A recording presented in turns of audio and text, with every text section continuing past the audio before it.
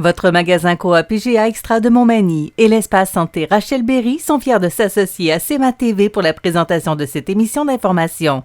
Toujours soucieuse d'être près de sa communauté, votre coopérative d'alimentation s'implique dans le mieux-être de ses 150 employés, à toujours satisfaire davantage ses 6170 sociétaires et à répondre en tout point à leurs besoins, supporter les organismes de bienfaisance et les entreprises du milieu. Votre magasin Coop IGA Extra de Montmagny, c'est tout ça et bien plus. Bonne émission! L'émission Bonjour Côte-du-Sud, une présentation de votre Uniprix Daniel Lachance du complexe Santé Montmagny. Chez Uniprix Daniel Lachance, notre priorité, c'est d'abord vous offrir un service de proximité, personnalisé et professionnel.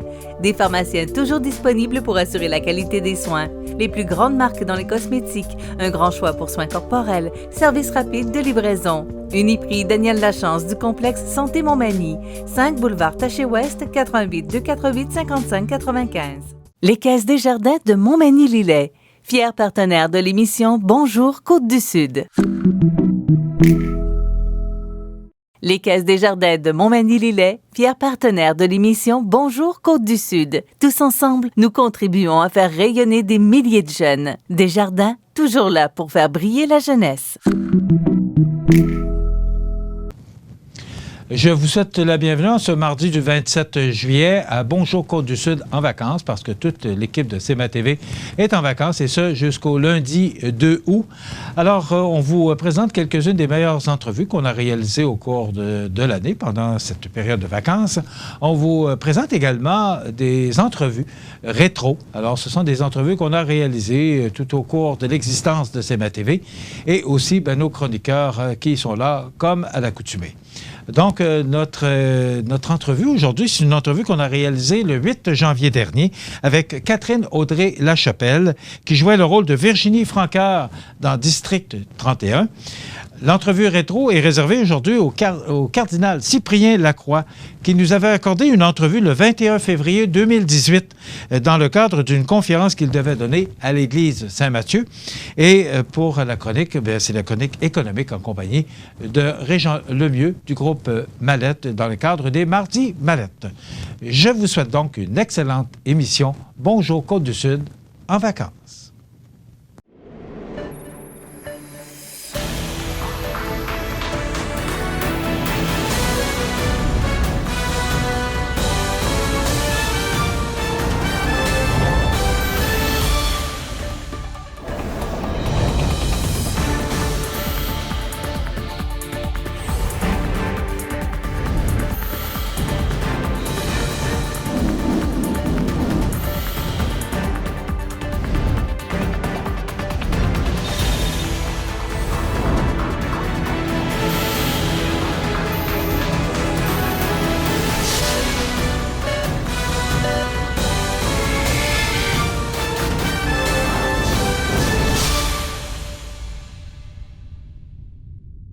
L'entrevue du jour, une présentation de la résidence des bâtisseurs Monseigneur Deschênes à Montmagny, une résidence privée pour aînés située au cœur de Montmagny, pour vivre en toute quiétude.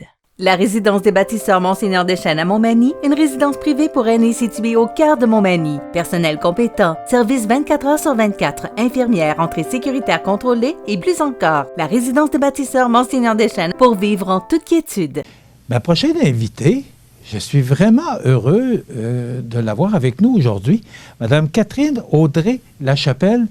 Bonjour Catherine. Bonjour. Bienvenue chez nous, bienvenue à CEMA TV. Merci beaucoup, ça me fait vraiment plaisir de vous parler. Catherine, je suis certain que les gens ont reconnu immédiatement votre visage récemment et depuis quelques années. On vous a vu dans le téléroman District 31. Oui, ça l'a fait 5 ans que je participais à ce beau projet-là, cette belle famille-là. Et puis, c'est quand même une belle aventure quand même pour quelqu'un qui était supposé être là pour un seul épisode, une seule petite scène après 5 ans, finalement. Alors, naturellement, comme comédienne, Virginie Francoeur, peut-être pour les habitués de District 31. On vous a retrouvé morte là, avant de terminer la série, avant les fêtes. Qu'est-ce que ça fait, d'abord, de terminer une expérience comme District 31? C'est certain que ça fait un petit pincement au cœur, naturellement. C'est un petit deuil à faire, évidemment, par rapport avec la mort du personnage, mais aussi avec la mort de ce beau contrat-là qui m'a tellement appris dans les dernières années. Mais somme toute, ce que j'en retire, c'est évidemment une très grande gratitude par rapport à toute l'équipe, par rapport à Luc Dionne, à Fabienne, à tout le monde qui m'ont fait confiance finalement, parce que c'était mon premier plus gros rôle, le rôle plus consistant à la télévision. Et puis, j'ai tellement appris, Michel, dans les dernières années. C'est fou quand même pour une jeune comédienne là, de pouvoir tomber là-dessus. Ça demande beaucoup de discipline, d'une part, mais ça permet aussi de faire des propositions au niveau du jeu. C'est ça qui est le fun avec ce plateau-là, c'est qu'on fait confiance aux comédiens, puis on a une latitude vraiment pour proposer des personnages, proposer des interprétations. Vous avez joué dans Rupture, vous avez joué dans Yamaska. Est-ce que ce sont cette expérience-là qui vous a amené à District 31? Comment s'est fait votre arrivée à District 31? District 31, à l'origine, c'était supposé être un tout petit rôle. J'étais supposée être présente seulement dans une seule scène au début de la saison 1, à l'épisode 11 plus précisément. Là, pour ceux qui ont Tout TV Extra, je pense que vous pouvez aller voir ça si vous êtes curieux. Et puis, c'était une scène en interrogatoire. Et puis, donc, je me suis fait offrir ce rôle-là. Les plus petits rôles, ça arrive qui sont offerts, étant donné qu'il y a un roulement de comédiens qui est assez important. Vu que c'est une quotidienne, il y a beaucoup de monde qui passe dans l'émission. Donc, j'ai pas eu à faire d'audition pour ce rôle-là. Mais donc, je suis arrivée quand même sur ce plateau-là bien préparée. Et puis, je me suis dit, bon, c'est peut-être juste une scène, mais il n'y a pas de raison de ne pas avoir de plaisir là-dedans, puis de ne pas faire une proposition intéressante. Fait que j'ai décidé vraiment de m'amuser avec ce personnage-là, d'essayer de lui donner quelque chose d'un peu plus déjanté, de vraiment pas barrer des quatre roues, tu sais, qu'on se dise, ah, c'est qui ce fille-là, finalement. Et puis, je sais pas qu'est-ce qui s'est passé, s'il y a eu un déclic chez Luc Dionne, mais quand il a vu ça, puis il a eu envie probablement de voir jusqu'où ce personnage-là pouvait se rendre. Donc, voilà. Et là, vous avez fait de la télévision, bien sûr, long-métrage, court-métrage, vidéotype, théâtre. Qu'est-ce que vous aimez le plus? C'est sûr que vous allez me répondre District 31, mais à part ça, est-ce que vous aimeriez retourner au théâtre? C'est quoi vos plans? My God. Quand on est comédien, on est souvent appelé à être assez versatile et à être capable de faire un peu de touche à tout. C'est évident qu'on joue pas au théâtre comme on joue devant une caméra. Après ça, pour dire qu'est-ce que j'aime le plus, c'est comme me demander de choisir un de mes enfants. Mais j'ai pas d'enfant, c'est juste une métaphore. Mais j'aime faire tout. Je vais t'avouer que j'aime la télé, j'aime le rythme de travail aussi. C'est comme une fourmilière, travailler sur District 31, travailler en télé. Vraiment, c'est chaque chose à sa place. Ça roule vite. On propose, on continue, on enchaîne. Puis il y a quelque chose dans ce rythme-là qui me plaît. Le théâtre, j'adore ça aussi. C'est extrêmement différent. On a vraiment le temps d'explorer plus en profondeur. Mais je pense que ce qui me rejoint le plus et ce qui fait le plus de bien à ma créativité, mon artiste intérieur, c'est réellement la musique, je pense. Le District 31, c'est l'émission de l'émission. Allez jusqu'à maintenant, les codes d'écoute sont excellentes et même très fortes. Et l'intrigue se poursuit. Qu'est-ce qu'on peut espérer de plus? Parce que quand on a travaillé dans une série comme celle de District 31, la marche est haute après ça. Est-ce que vous la voyez haute, la marche? Évidemment. Oui. Ben, tu sais, on ne sait pas de quoi est fait demain. Et puis, j'ose espérer que l'avenir va me réserver des belles surprises. Et puis, je suis assez optimiste. Premièrement, j'ai hâte que la pandémie soit finie pour que tout devienne plus facile, reprenne un peu de normal. Mais somme toute, je reste optimiste, malgré le fait que District 31, évidemment, c'est un beau projet, c'est beaucoup de visibilité. Mais c'est ça, j'essaie de voir ça d'un œil positif. Et puis, je me souhaite des beaux rôles en 2021. Puis je me souhaite mon rêve, là, je pense que ça serait, je sais pas s'il y a des producteurs ou des auteurs qui nous écoutent, là, mais un rôle musical, là, genre biographique ou quelque chose comme ça, là, de musicienne ou de chanteuse, là, ça serait quand même trippant. Votre rôle de Virginie Francoeur, parce qu'on parle toujours de District 31, était un rôle quand même assez spécial. Comment vous avez trouvé ce rôle-là? Parce que vous l'avez quand même très bien joué. Comment vous l'avez trouvé? Comment vous avez... parce que, bon, c'était peut-être pas un rôle facile aussi. Est-ce que ce personnage-là a été difficile pour vous à interpréter ou vous avez tout de suite rentré dedans? C'était très, très facile et très, très, très plaisant, très gratifiant et un peu exutoire aussi, hein. Il y a quelque chose dans ce personnage-là. Ben, naturellement, quand on interprète, quand on joue, on va puiser l'énergie du personnage en soi. Fait que, oui, d'une part, c'est un peu un rôle de composition parce que le personnage est assez loin de moi, mais il y a quelque chose au niveau de l'énergie qui me rejoint. Tu sais, Virginie Francoeur, c'est un personnage qui est très expressif. Puis ça, moi aussi, je suis très expressive. À la différence que moi, je suis incapable de mentir. Je suis vraiment une piètre menteuse. Ça paraît tout de suite dans ma face quand j'essaye de dire quelque chose qui est pas vrai. Alors, probablement que... Ben ça, Virginie, c'était une très bonne menteuse, mais je pense que pour ce qui est de ce facteur-là, de ce qu'il y avait de particulier avec ce personnage-là, qu'on savait jamais si elle disait la vérité ou pas, c'est que moi, j'essayais toujours de l'aborder en me disant... Pour elle, c'est la vérité. C'est vraiment vrai. C'est toujours comme ça qu'on le dit. Fait que c'est sa vérité à elle. Après ça, on ne sait pas trop ce que les autres reçoivent. Catherine, vous avez joué aux côtés de Sébastien Delorme, que vous disiez que vous aviez déjà tourné auprès de lui. Après ça, Hélène Bourgeois-Leclerc, qui a été votre professeure, et Guilda Roy, qu'est-ce que ça fait que de se retrouver aux côtés de tels comédiens avec l'expérience qu'ils ont? Parce que vous êtes toute jeune. Ben, il y a quelque chose de Pardon? C'est parce que vous êtes toute jeune. Qu'est-ce que ça fait pour vous de vous retrouver aux côtés de ces gens-là? Ben, moi,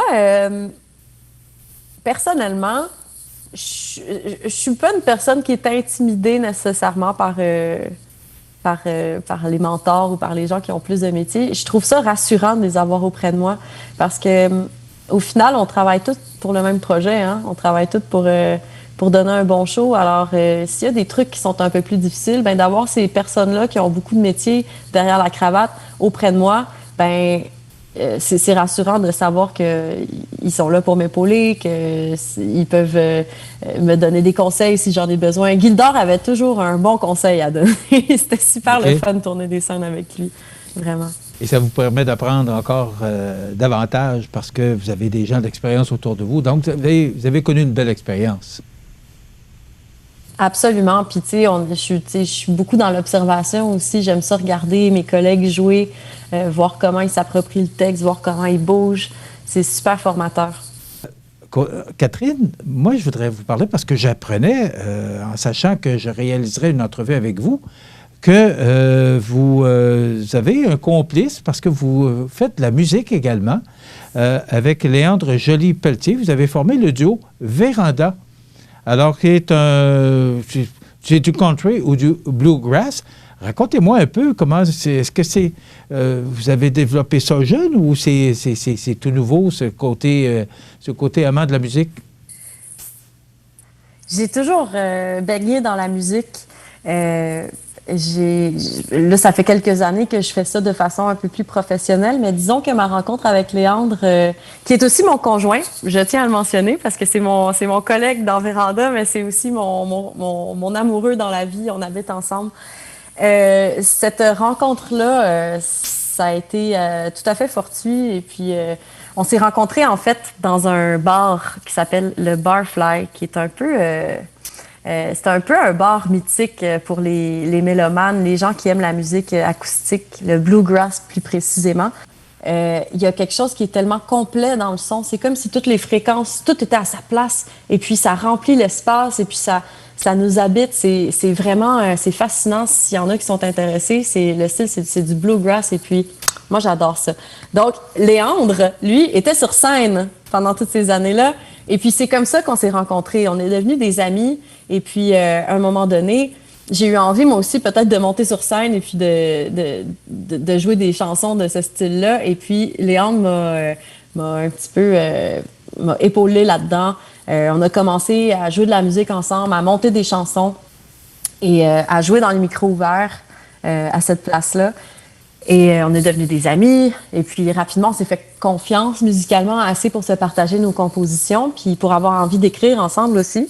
Et puis, c'est un petit peu comme ça que Véranda est née. Donc, c'est vraiment un style, c'est vraiment un groupe avec lequel on s'amuse à explorer ce qui nous habite comme influence musicale. Donc, autant le bluegrass, comme j'ai dit, que le vieux country, donc ce qui s'est fait plus avant 1965, là, avant que ça soit trop branché, là, mettons. Et puis, à part ça, on aime beaucoup le folk, la musique traditionnelle. Alors, on a vraiment dans ce projet-là un amalgame de tout ce qui nous fait vibrer. Est-ce que ce sont des compositions? Oui, on a sorti 2 EP, c'est des mini-albums. Un premier qui s'appelle Woodland Waltz, qui est sorti en 2019, et puis qui était vraiment collé sur le style bluegrass, donc en anglais. 6 chansons originales. Ensuite, l'année d'après, donc début 2020, au tout début de la pandémie, un super timing, Michel. On a sorti notre 2e mini-album, qui est un peu le pendant francophone de Woodland Waltz. Donc, cette 2e EP-là s'appelle Yodel Bleu. Et puis, c'est 6 chansons en français qui explorent un peu le même amalgame de style, mais dans la langue de Molière. Nous, on a la vidéo de Tempête du siècle qu'on pourrait faire entendre juste quelques notes pour montrer à nos téléspectateurs ce côté qu'on ne vous connaît pas. Puis après ça, on peut revenir justement pour parler de votre avenir dans la musique. Pour avenir musique ou théâtre. Moi, j'ai hâte de savoir exactement où on pourra revoir Catherine. Alors, on écoute Tempête du siècle avec Léandre Joly-Pelletier et Catherine Audrey-Lachapelle.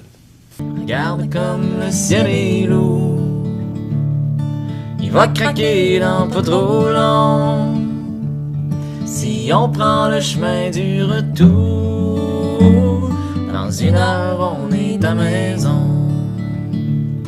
Ça vient de commencer à tomber, que ça a des airs de fin du monde. Dehors y'a le vent qui crie de rentrer, il est 4 heures pis il fait déjà son. Ça nous donne un autre ici, de toute façon y'a rien à faire, que d'attendre que ça soit fini. Catherine, est-ce que vous aimez plus la musique que le théâtre ou la télévision? Est-ce que vous aimeriez faire les deux? Parce que c'est encore assez difficile de faire les deux. On sait, et vous me confiez avant l'entrevue, que District 31 vous occupait beaucoup. Alors, est-ce que c'est pour vous amuser avec votre conjoint que vous faites ça? C'est quoi exactement l'objectif avec la musique? La musique puis le jeu, pour moi, c'est vraiment des passions connexes, des passions parallèles. Et puis, tu sais, quand on choisit de devenir comédienne, c'est sûr que ça vient avec son lot d'incertitudes, son lot de compromis.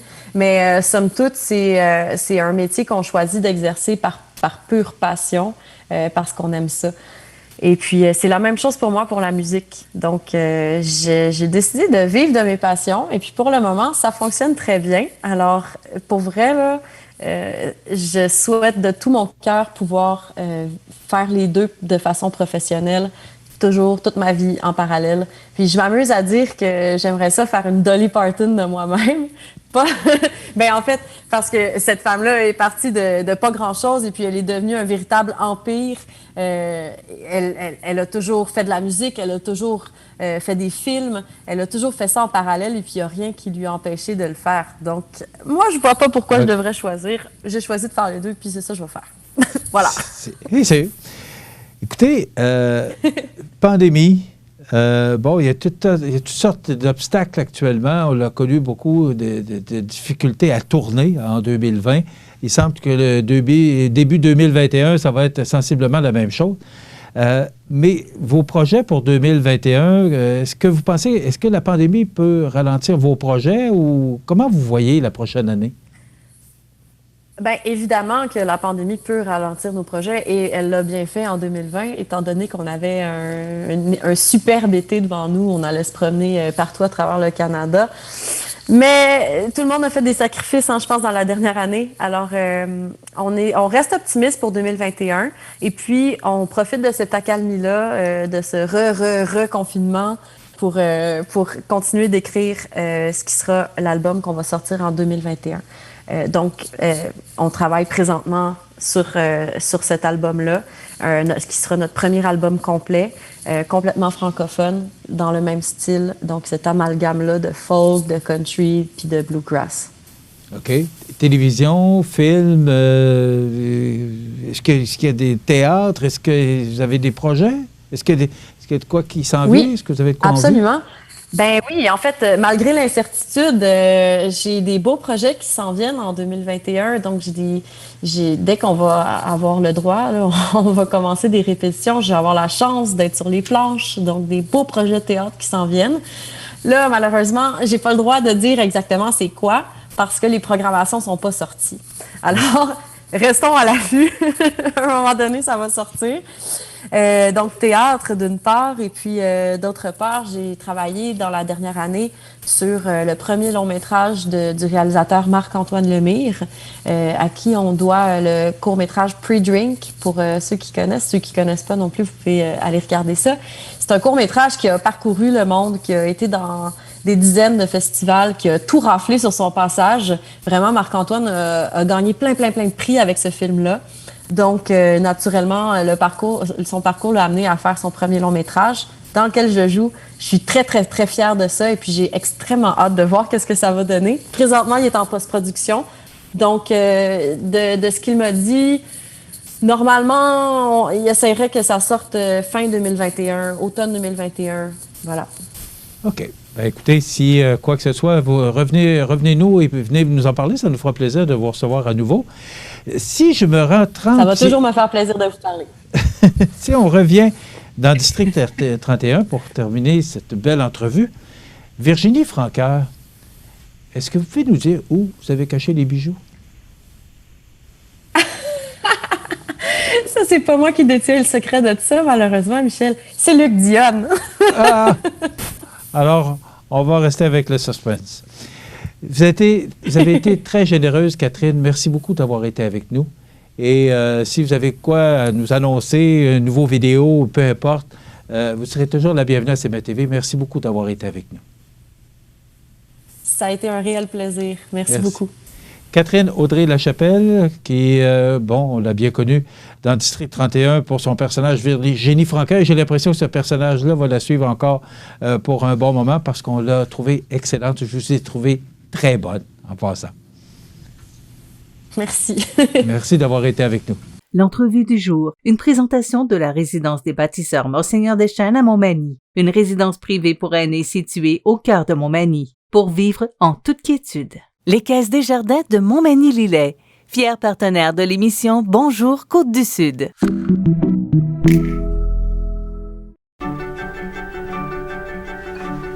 Ça prend une bonne dose d'amour pour traverser une pandémie.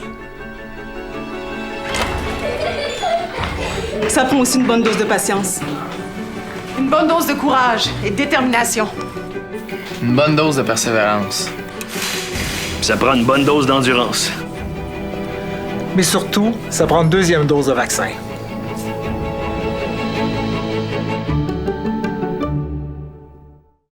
La toute nouvelle clinique d'optométrie Skyvision à Montmagny vous offre un examen de la vue accessible rapidement, le jour, le soir et même le samedi. Qu'en soit de monture pour tous les goûts, les styles et le budget. C'est une équipe jeune, dynamique avec un service incomparable. 61C Boulevard Taché-Ouest ou skyvisionoptométrie.com. La résidence Manoir Saint-Louis, c'est une entreprise familiale qui met à la disposition de ses résidents autonomes et semi-autonomes tous les services et divertissements dans une ambiance de confort, de respect et d'écoute. La résidence Manoir Saint-Louis fait sur mesure pour vous, 248-0071. Le club de golf Montmagny est un superbe terrain de golf avec son panorama donnant directement sur le majestueux fleuve Saint-Laurent. Son parcours de 18 trous en normal 72 a de quoi donner des maux de tête même aux habitués de ce sport. D'une distance de 6400 verges, le club de golf Montmagny mettra à profit l'ensemble des bâtons dont vous disposez. Vous voulez passer du bon temps dans un décor magnifique? Le club de golf Montmagny. Pour information, 418-248-1872 ou golfmontmagny.org. Vous regardez CEMA TV, lauréat régional 2021 du prix Réussite Incorporée du concours québécois en entrepreneuriat Ose entreprendre Chaudière-Appalaches. Prochainement, dans notre région, à l'église Saint-Mathieu, plus particulièrement, mercredi le 28 février à 19h30, il y aura une conférence avec Monseigneur le cardinal Gérald Cyprien Lacroix, archevêque de Québec et primat du Canada. Nous avons le plaisir de l'avoir avec nous aujourd'hui. Bonjour, Monseigneur Cyprien Lacroix. Bonjour, Monsieur Montmigny. Comment allez-vous? Ça va bien et surtout très heureux d'avoir la chance d'être invité dans votre belle région. Écoutez, on est heureux de vous recevoir parce que il semble qu'on soit choyé de vous recevoir. Il me semble que moi, ce que j'ai entendu dire, là, c'est que ça serait difficile de vous avoir comme conférencier parce que vous êtes très occupé. Je pense bien que tous les pasteurs, par les temps qui courent, qu'on soit curé de paroisse ou évêque ou archevêque ou cardinal, on est occupé à temps plein. La mission est très exigeante et remplit le meilleur de nos énergies, de notre temps, et c'est heureux qu'il en soit ainsi. Écoutez, moi, la première question qui me vient à l'esprit, c'est quoi exactement les fonctions de cardinal, d'archevêque du Québec? C'est quoi exactement les fonctions, M. Lacroix? Archevêque de Québec, ma responsabilité, c'est de prendre soin d'une portion du peuple de Dieu, qui est celle de l'archidiocèse de Québec, qui est quand même une communauté qui compte plus d'1 92 000 catholiques, répartis en 200 petites communautés locales sur un grand territoire, sur la rive nord et la rive sud du Saint-Laurent.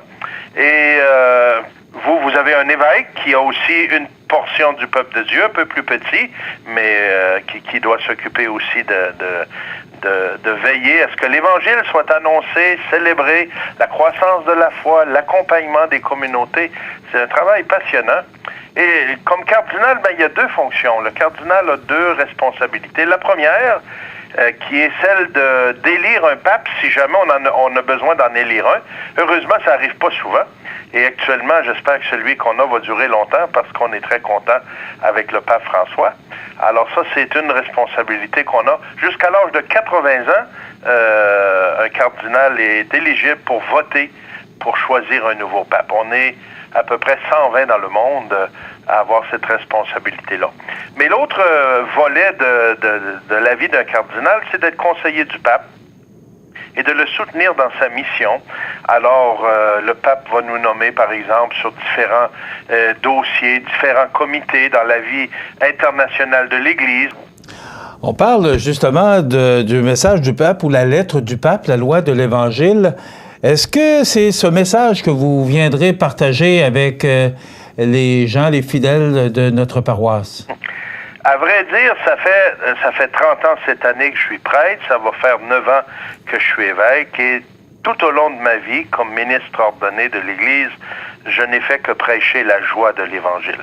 Le pape François a écrit ce document la première année qui a été élu pape il y a déjà 5 ans cette année, et c'est un trésor, une mine d'or qui nous redit combien l'Évangile est encore une bonne nouvelle pour aider les gens à vivre. C'est la joie que Dieu veut nous donner. Et je vais partager, évidemment, à partir de cela, à partir de la parole de Dieu, qui est la bonne nouvelle par excellence, qui nous parle aujourd'hui, qui nous donne des pistes absolument extraordinaires pour vivre dans l'espérance, dans la joie, pour être solidaire, pour dépasser les difficultés, répondre aux défis qui sont devant nous. Et aussi, l'Évangile nous met en lien avec Dieu. La religion chrétienne, la foi chrétienne, c'est une foi de relation.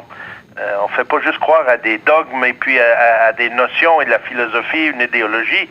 On est en relation avec un Dieu qui s'est révélé. Alors, on va parler de tout ça. C'est ma vie, parler de ça et de partager cette bonne nouvelle. Monseigneur Lacroix, on sait, écoutez, la réalité est là, il y a une baisse de la pratique religieuse. Est-ce que vous pensez ou que vous souhaitez que votre message donne un essor à cette pratique, qu'il y ait une augmentation dans nos paroisses? Moi, je suis toujours confiant, M. Montmigny, que la parole de Dieu qui est proclamée, qui est accueillie dans un cœur qui souvent est en recherche, en quête de sens, qui cherche de l'espérance, elle est toujours une semence qui produit du fruit. Écoutez, vous êtes venu célébrer les funérailles de Monseigneur Clément Fecteau, qui a été un grand évêque dans notre région. Et vous reviendrez le 11 mars prochain pour l'ordination épiscopale du nouvel évêque de Sainte-Anne, Monseigneur Pierre Goudreau. Oui, ben, je crois que c'est le 10, hein? C'est le 10, bon, on m'avait donné le 11. Oui, dites-moi, êtes-vous en train de prendre goût à venir dans notre région? Je m'en plains pas du tout, oui. Et puis, évidemment, je préfère participer à des ordinations qu'à des funérailles, mais en fait, la vie est faite de tout cela, hein? Et c'est comme un clin d'œil, je pense, qu'après le ministère si fructueux de Monseigneur Clément Fecteau pendant de nombreuses années, il était retraité aussi depuis déjà plusieurs années, mais j'ai vu lors des funérailles que Monseigneur Yvon-Joseph Moreau a présidé combien c'est un homme qui était apprécié, qui a laissé sa marque et qui a fait vraiment... Il a passé en faisant le bien, comme on disait de Jésus dans votre diocèse de Sainte-Anne-la-Pocatière. Et je suis très heureux d'avoir été invité par votre nouvel évêque, Monseigneur Pierre Goudreau, à aller l'ordonner et de rencontrer la communauté pour un événement absolument capital. Hein. Accueillir un nouveau pasteur, c'est un don de Dieu, c'est un don de l'Église, et c'est le pape qui le choisit, mais c'est Dieu qui fidèlement continue à soutenir son peuple en marche. Et connaissant un peu Monseigneur Goudreau, je pense que vous allez être bien servi. Un jeune d'abord, il n'a que 54 ans, un homme dynamique, qui a une belle réflexion, qui travaille en équipe et qui va certainement vous aider à poursuivre la route ensemble.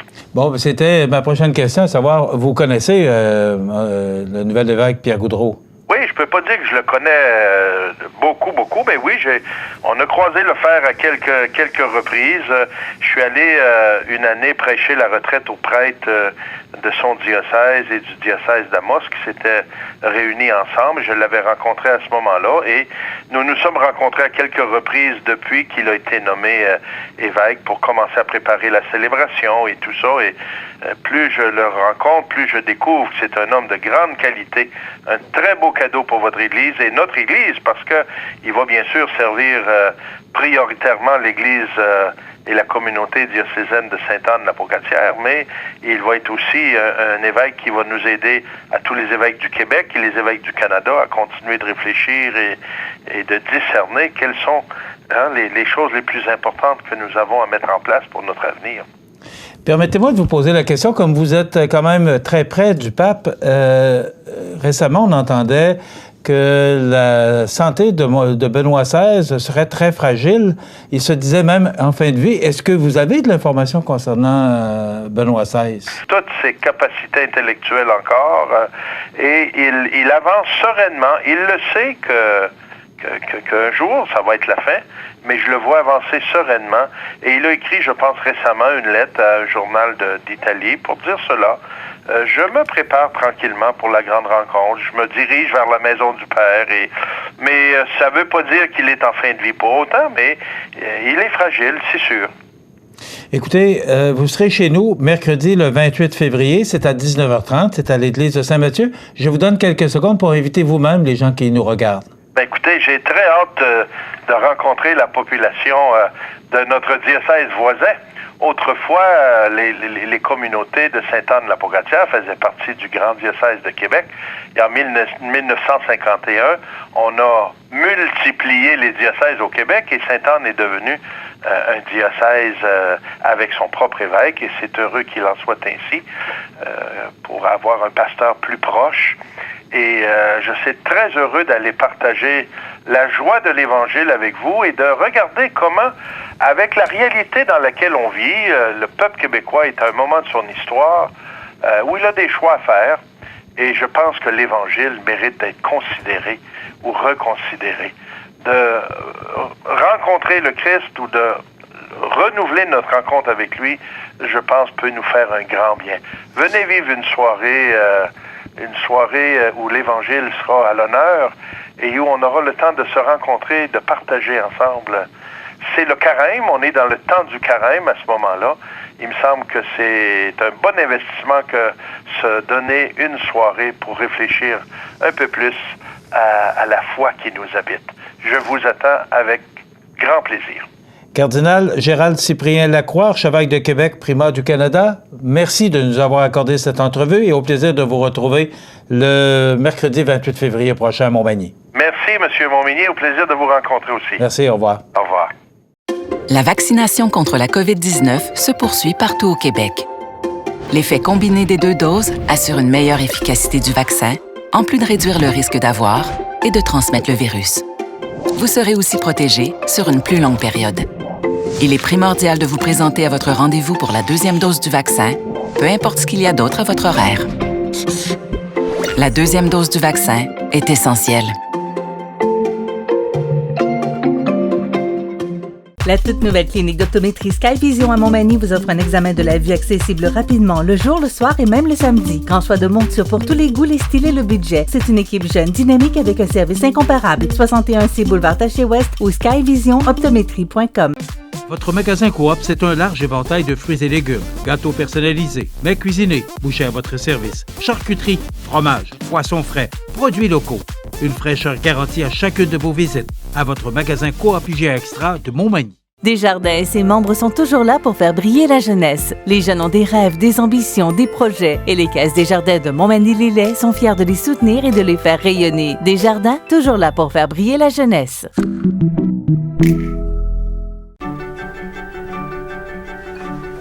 Ça prend une bonne dose d'amour pour traverser une pandémie.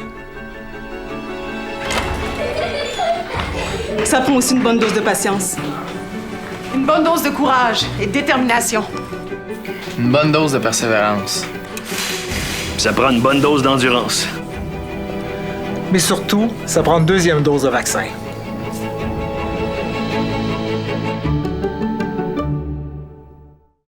Vous regardez CEMA TV, le média numéro 1 sur la Côte-du-Sud.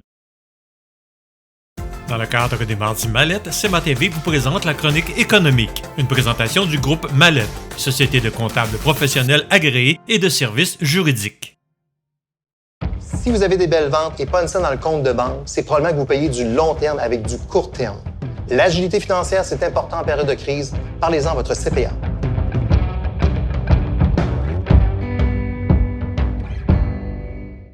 Je vous souhaite la bienvenue à cette autre chronique économique dans le cadre des Mardis Mallettes. On est en compagnie du comptable professionnel agréé Régent Lemieux. Régent, bonjour. Bon matin, Michel. Régent, aujourd'hui, on va parler d'une bonne nouvelle. C'est rare, hein, dans le domaine économique, les bonnes nouvelles. C'est rare, oui. Le déficit du provincial qui sera moins élevé que prévu. Oui, effectivement. Dans le fond, il y a 3 raisons qui expliquent quoi le déficit. On avait attendu, on s'attendait à 12 milliards de déficit. Le déficit, dans le fond, donc 15 milliards de part, il était ramené à 12 et là, on nous annonce qu'il va être de 10 milliards le déficit. Il y a 2 éléments principaux qui expliquent ça. Premièrement, l'économie va beaucoup plus en accéléré que prévu.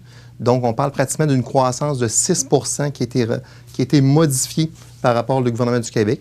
Donc, plus il y a une croissance, Michel, plus les gens consomment. Donc, quand tu consommes, qu'est-ce qui se passe? On paye des taxes. TPS, TVQ. Donc, un retour de TPS, TVQ. Donc, c'est les consommateurs qui ont permis de réduire le déficit par l'achat de façon énorme, ça s'est fait au cours des derniers mois, TPS, TVQ.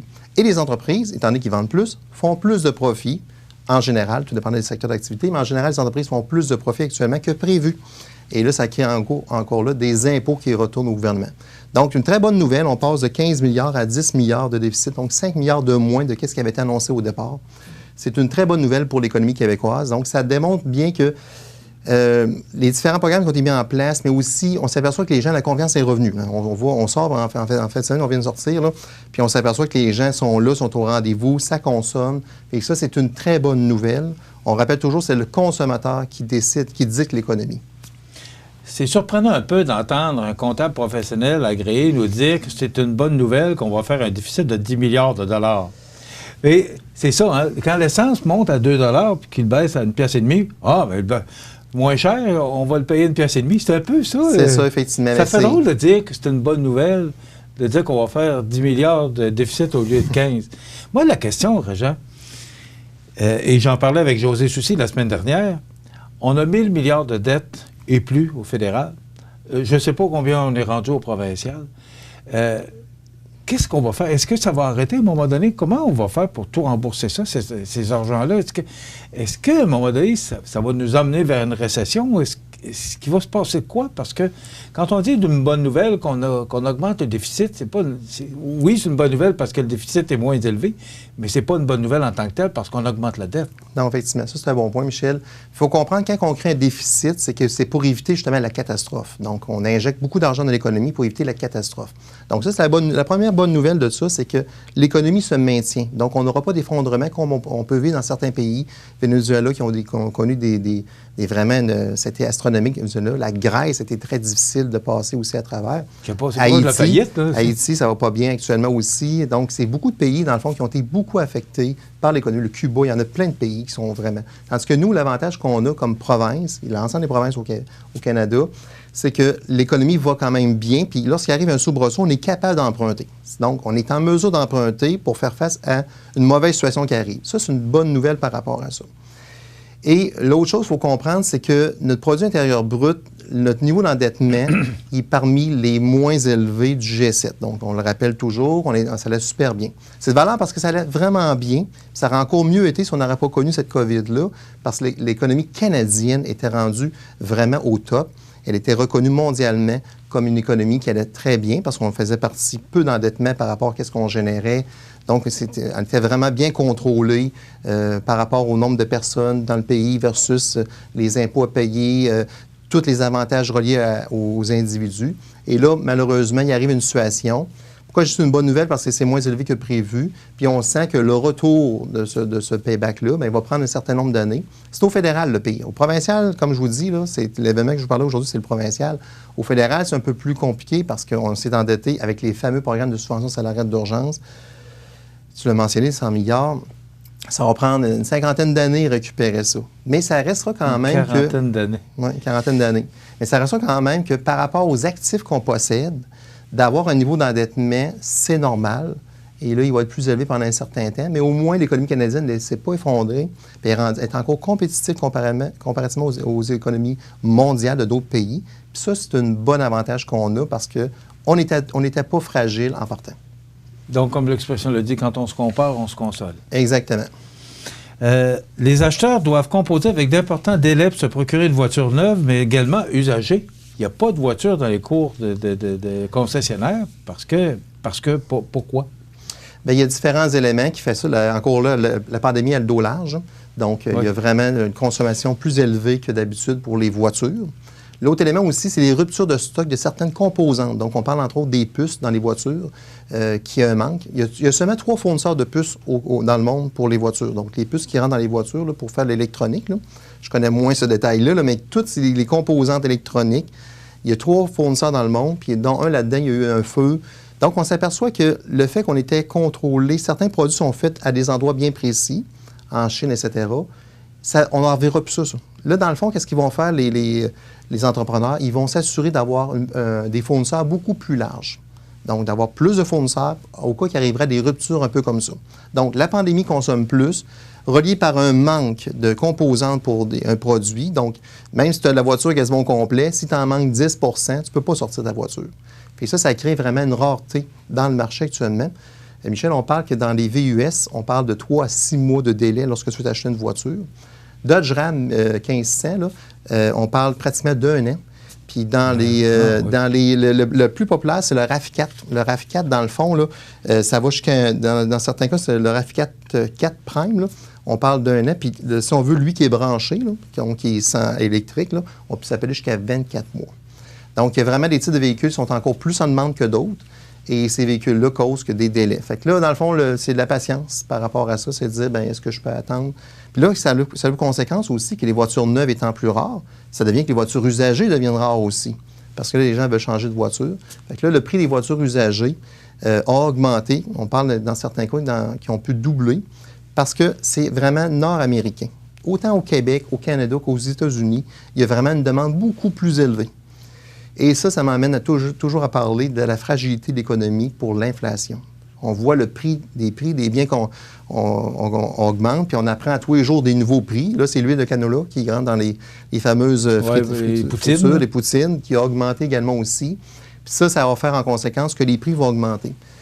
Et quand les prix augmentent... Est-ce qu'on ne crée pas cette rareté-là pour augmenter les prix? Certains disent que oui, que dans le fond, qu'on crée certains éléments, parce que, entre autres, il y a des reportages qui ont été faits par rapport au bois, les cours à bois. Là, il y avait des cours qui étaient pleins de bois. Dans le fond, les gens ont tendance... C'est sûr que les entrepreneurs qui décident de garder le bois dans le cours et de ne pas l'envoyer dans le marché, ça fait augmenter le prix. Dans le fond, il y a toujours le jeu de l'offre et de la demande. Fait que, indirectement, oui, il y a du monde qui peuvent contrôler en disant « j'enverrai pas autant de composantes dans le marché pour faire augmenter mon prix, pour faire plus de profit ». Puis ça, c'est l'inconvénient lorsqu'on est dans les oligopoles, dans les entreprises où il y a moins d'entreprises au Québec qui peuvent offrir ce service-là. Ça crée ces éléments-là. On le vit dans le domaine téléphonique. On a des prix, malheureusement, qu'on doit absorber pour les cellulaires parce que c'est peu d'entreprises qui possèdent ça. Puis on va en parler tantôt. Pour les assurances, c'est la même chose aussi. Est-ce que... Parce que tu le disais dans une autre chronique, là, le bois a augmenté de façon, c'est près de 50 %, si c'est pas 50 % dans certains produits, oui. Là, ça va diminuer parce qu'il y a un prix qui va revenir à la baisse, mais jamais le prix, on parlait du 2 par 4, là, on ne paiera jamais le prix du 2 par 4 qu'on payait l'an passé. Le prix va revenire à la normale, mais ne reviendra jamais à l'ancien prix. C'est ça, effectivement. Alors, c'est pas voulu, à un moment donné, comme l'essence, comme ça a été fait avec l'essence, de créer cette rareté-là pour augmenter les prix, jamais les diminuer. C'est la profitabilité des entreprises aussi. Effectivement. Ça, c'est sûr que le jeu de l'offre et de la demande fait que les entreprises peuvent jouer avec ça, combiné par les consommateurs qui en veulent beaucoup. Fait que là, tu en profites. Quand les consommateurs en veulent beaucoup, c'est là que tu peux en profiter pour créer ça. Mais l'inverse peut être vrai aussi. Donc, la journée qu'on va arrêter de consommer, parce qu'on a quand même un niveau d'endettement élevé par individu, ça peut faire que si on arrête de consommer, bien là, les entreprises n'auront pas le choix de libérer leurs produits. Puis là, ça peut revenir à la normale, mais ça ne reviendra jamais des niveaux comme c'était avant. Donc, ça reste toujours que le prix est toujours plus haut, mais il va aller tout le temps en augmentant dans le futur des différents biens. D'ailleurs, si on se compare dans le temps de ton père, de nos parents, versus aujourd'hui, les prix ont augmenté, puis ça va continuer à augmenter.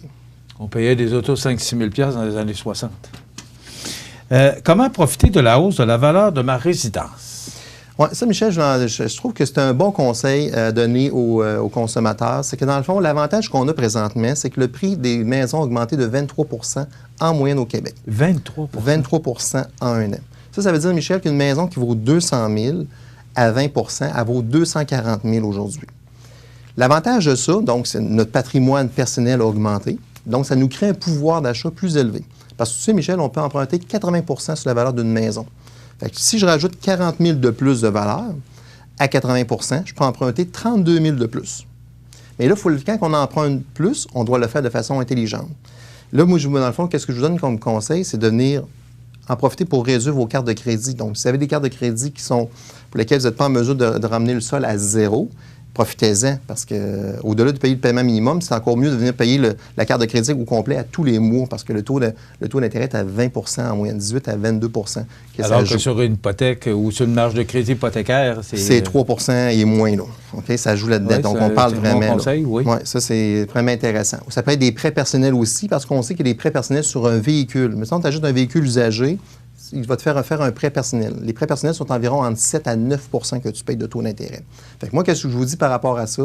Si vous avez une résidence, profitez-en pour régler vos cartes de crédit, profitez-en pour régler vos prêts personnels par cet emprunt-là, parce que votre valeur est là pour être capable de vous créer votre pouvoir d'emprunter.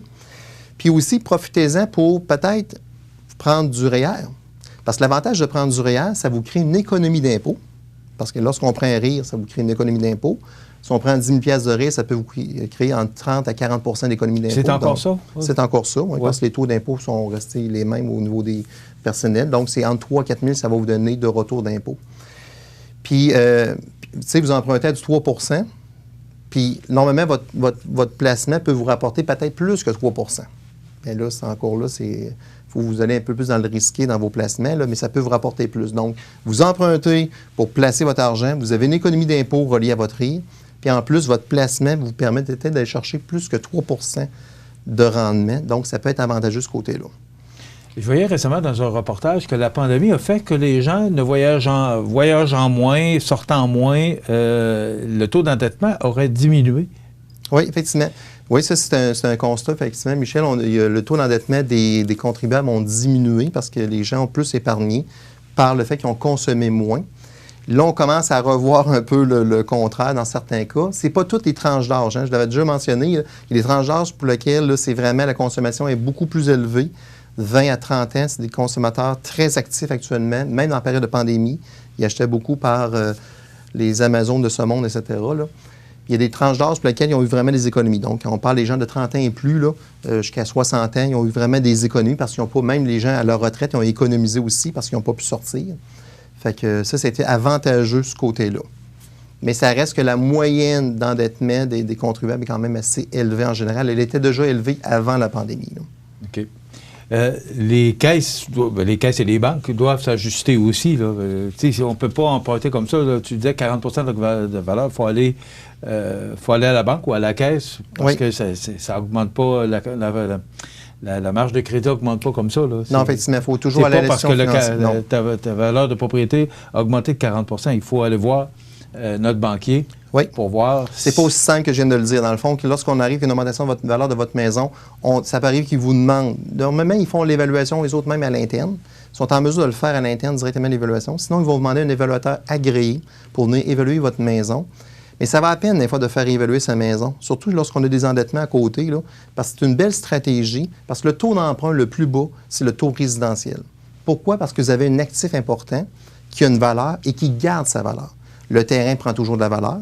Ça, il ne perd jamais de valeur. Puis le bâtiment, s'il est entretenu, il garde aussi sa valeur. D'ailleurs, ça peut être une belle occasion aussi d'en profiter pour faire des rénovations qui permettent encore de réaugmenter la valeur.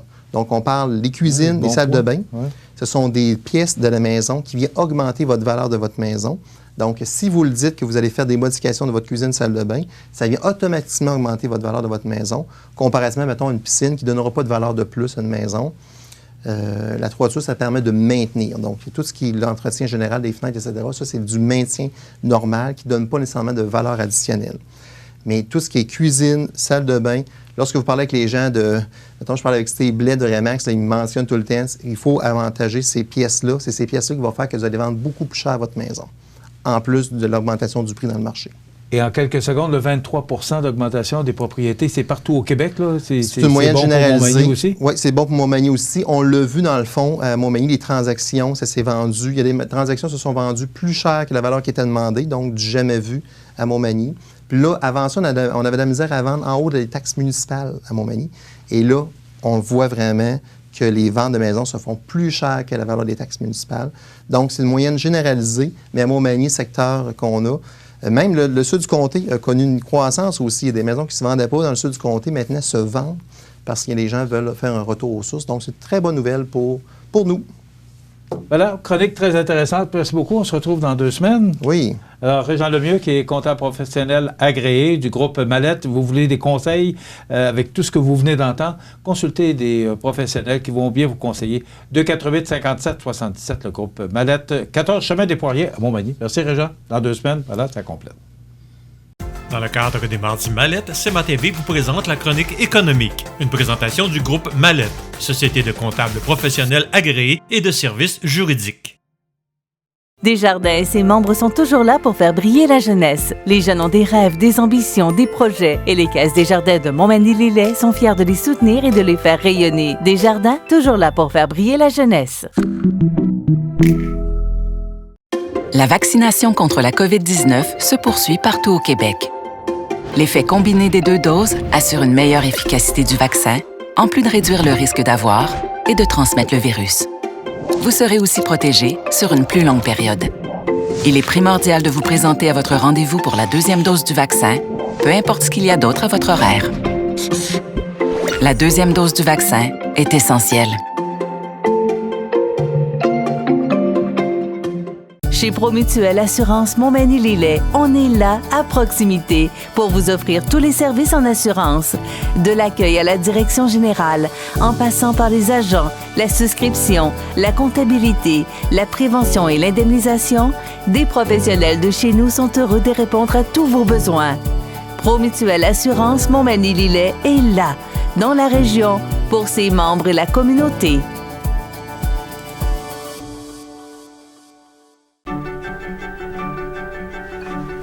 Ça prend une bonne dose d'amour pour traverser une pandémie.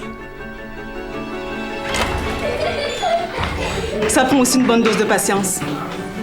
Une bonne dose de courage et de détermination. Une bonne dose de persévérance. Ça prend une bonne dose d'endurance. Mais surtout, ça prend une deuxième dose de vaccin.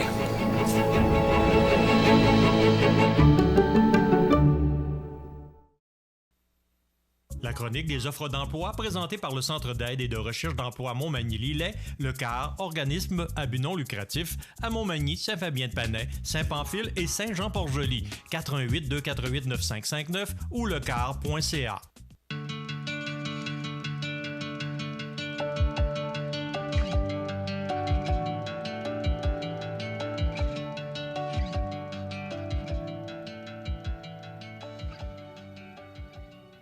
Alors, c'est le temps de vous présenter notre chronique des offres d'emploi de ce mardi 27 juillet. D'abord, vous rappeler que ProLam, à Cap-Saint-Ignace, qui fait la fabrication de planchers de remorques, est à la recherche de journaliers, opérateurs, électromécaniciens chargés de projets.